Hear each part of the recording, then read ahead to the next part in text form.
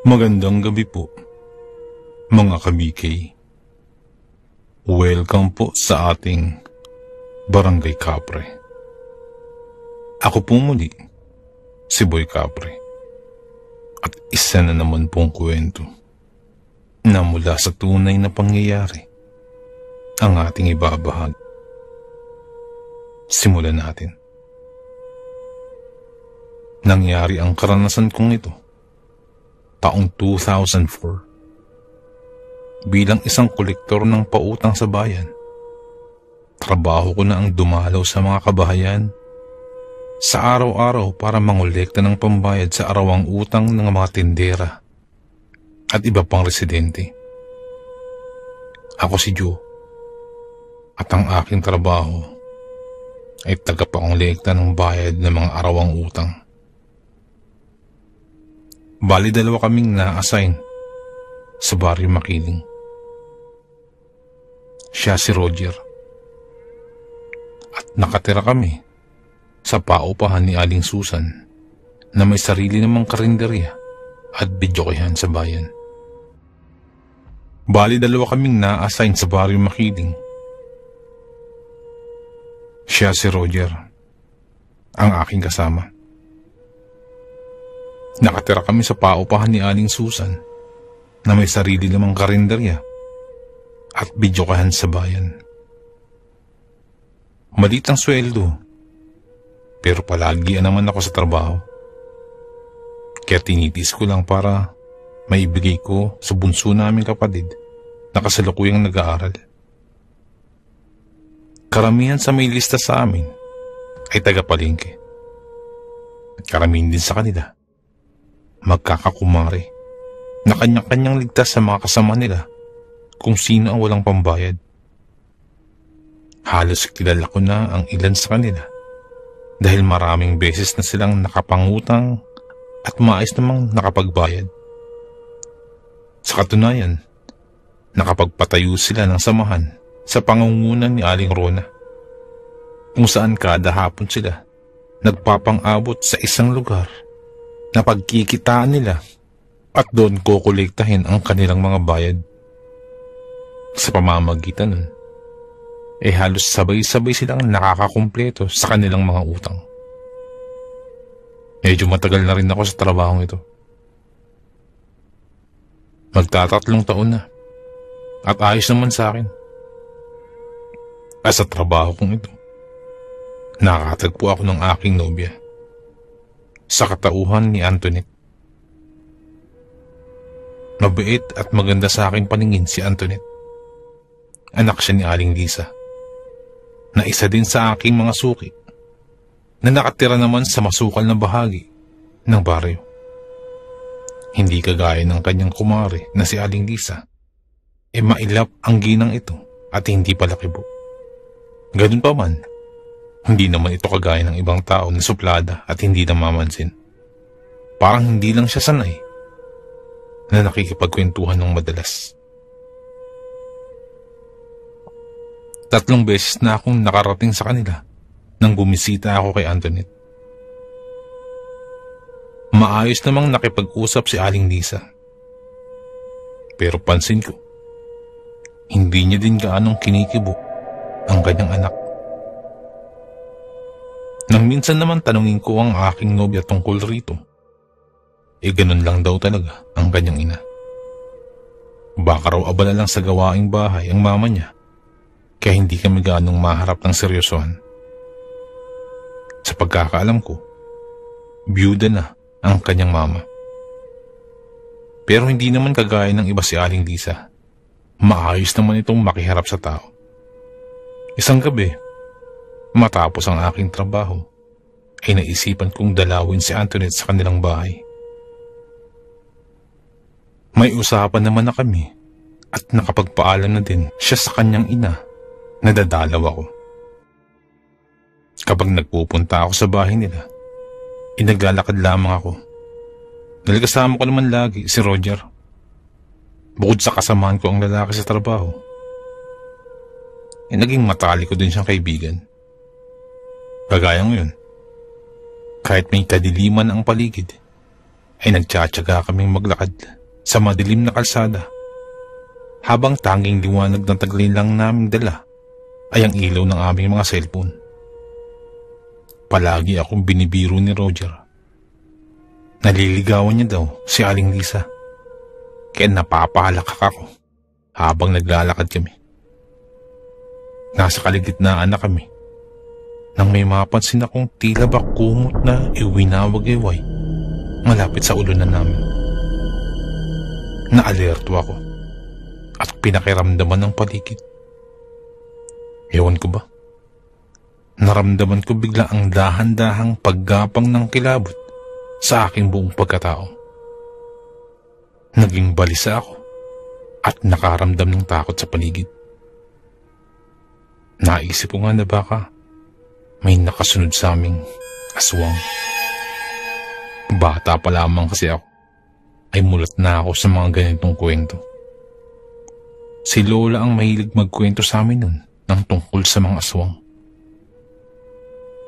Ayon pa kay Lola, na nung kabataan niya ay may nakasagupa din daw siyang aswang, kaya alam niya ang mga kakayahan ng nasabing nilalang at alam niya ang pangontra. Ngayon ako naman ang tila nakakaranas nun, ay naging alerto ako at inihanda ang aking sarili sa maaaring pagsugod ng aswang. Kahit papano naman, may buntot pagi akong palaging daladala na siyang panakot ko sa mga palalong aswang.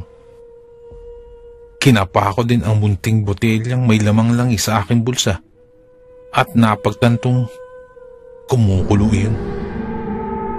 Kung kaya't malakas na pagkabog ng aking dibdib ang sumunod. Matapos yun, ay nakarinig kami ng matinis na huni ng nilalang na nung unay akala ko'y ibon lamang. Papalipad sa ere na tila ba't tinataboy kami palayo. Hindi ko alam kung bakit, pero nanggugulo ang nasabing nilalang na parabang ayaw kaming papuntahin sa bahay ng aking kasintahan.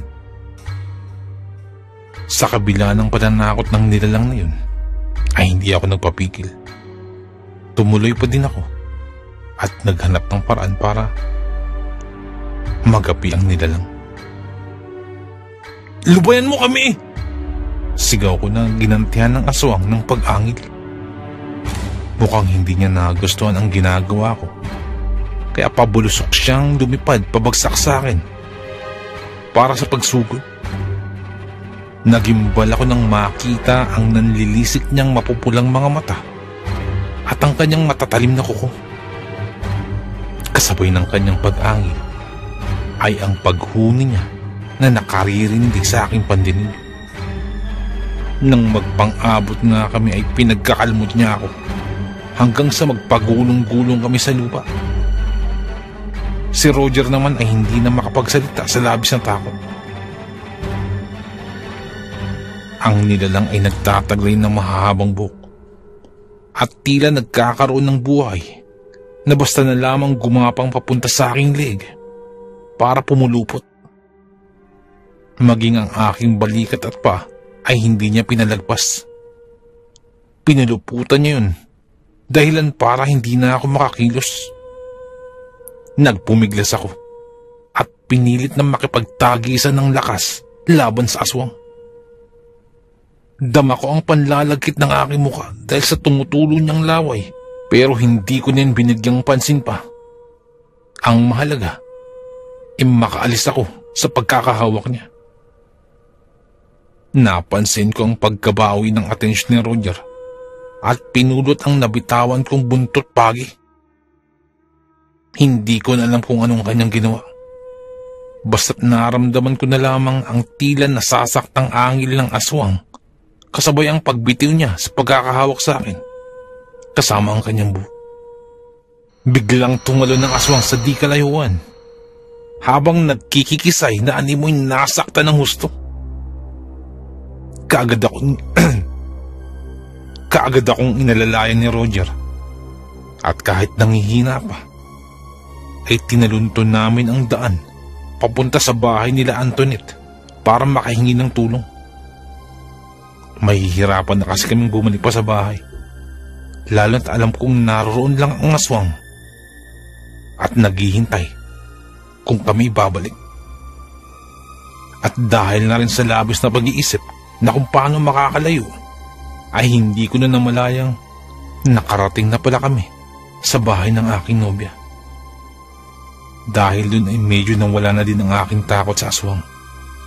At bahagyang nagtaka naman dahil pagdating namin sa bahay nila Antoinette, ay madilim ang bahay nila.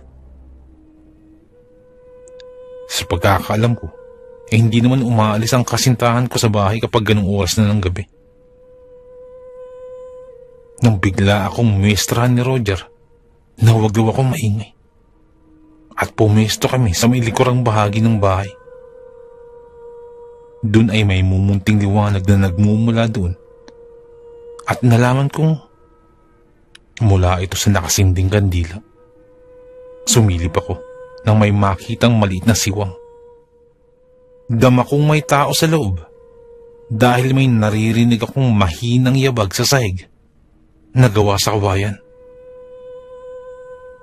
Ang tahanan kasi nila Antoinette ay yung tipong kagaya ng bahay kubo. Matataas na sahig at pwedeng pagtaguan ang sa bandang silong. Kaya kahit sinong gustong sumilip sa itaas ay magagawa yun nang walang makakapansin. Nagpasya tuloy akong lumapit doon para makita kung ano nga ba ang nangyayari sa itaas. Bigla kasing dinagundong ng malakas na kabog ang aking dibdib nang maklaro ko sa siwang ng sahig na si Antoinette ay may kasamang lalaki. Ayokong isiping niloloko niya ako at ipinagpalit na sa iba. Pero hindi ko inaasahang higit pa pala dun ang ginagawa niya. Kitang-kita ako na pumatong siya sa katawan ng isang nakahigang lalaki at idiniin ang kanyang mahahabang kuko sa tiyan nito. Laking gulat ko nang makitang nabutas ang tiyan ng nakahigang lalaki at bumulwak ang masaganang dugo. Napalunok ako at pinilit ko ang sariling huwag makalika ng ingay. Hindi ko alam kung anong ginagawa ni Antoinette, pero sigurado ako hindi yan gawain ng normal na tao. Si Roger naman ay pagapang na lumapit sa akin mula sa likod bahay. Sinabihan niya ako na mukhang delikado ang aming sitwasyon ngayon. Hindi niya daw maiwasang magduda na ang aswang na sumugod sa amin ay may kinalaman sa kababalaghang nangyayari sa tahanan nila Antoinette. Naguguluhang napatingin ako kay Roger at walang ingay na sumenyas na kailangan naming makapasok.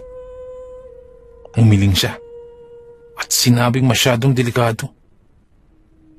Pero naisip ko, paano na lang kapag naghasik ng lagim si Antoinette sa labas ng bahay niya?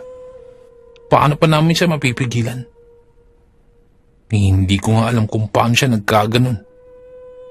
Basta na lang namin siyang nakita na nilalantakan ang lalaking nakahandusay sa sahig ng bahay nila habang nakakubabaw siya sa ibabaw nun. At nilalantakan ang mga laman loob nito. Hinihila ni Antoinette ang bituka nang makapasok ako sa bintana ng bahay nila.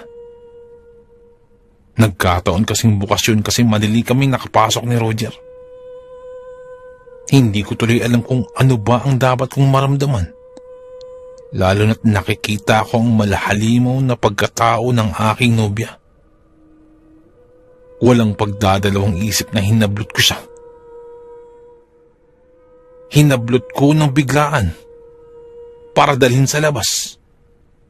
Pero nagpupumigla si Antoinette at muling tinakbo ang kanyang biktima. Mas naging hayok pa ang ginawa niyang paglamon sa mga laman loob nito. At tila ba uhaw na uhaw sa mga patak ng dugo na nagmumula rito. Mabuti na lamang at nagkasundo kami ni Roger na pagtulungang hilahin ang wala sa sariling si Antoinette palabas ng bahay. Subalit nagpupumiglas ito. Napakalakas niya. Kung kaya't inilabas ko na ang bawang na dala-dala ko at pinamoy namin sa kanya. Para siyang ahas na nanghina na lamang bigla nang maamoy ang halimuyak ng bawang. Hinila namin siya papunta sa may malalagong kakahuyan at doon iginapos sa isa sa mga matatandang puno. Kailangan namin gawin yun dahil nanlalaban siya at kamuntikan pang kagatin sa braso si Roger. Galit at puno ng pagkatakam na pinagmasdan ako ni Antoinette. Naakala ba niya ay ako ang pinakamasarap na pagkain sa buong mundo?